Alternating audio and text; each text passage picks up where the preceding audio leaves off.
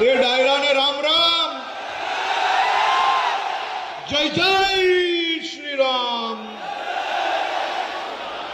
જય શ્રી રામ, જય વડવાલા। અને બનતાની સાથે બીજા દિવસે વહેલી સવારે પહેલા જ વડવાલા પગે પડવા પહોંચી ગયેલો। આ વડવાલા પહોંચતા જ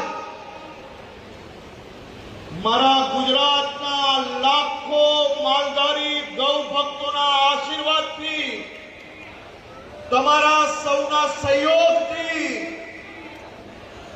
પહેલું કામ મેં હાથમાં લીધું।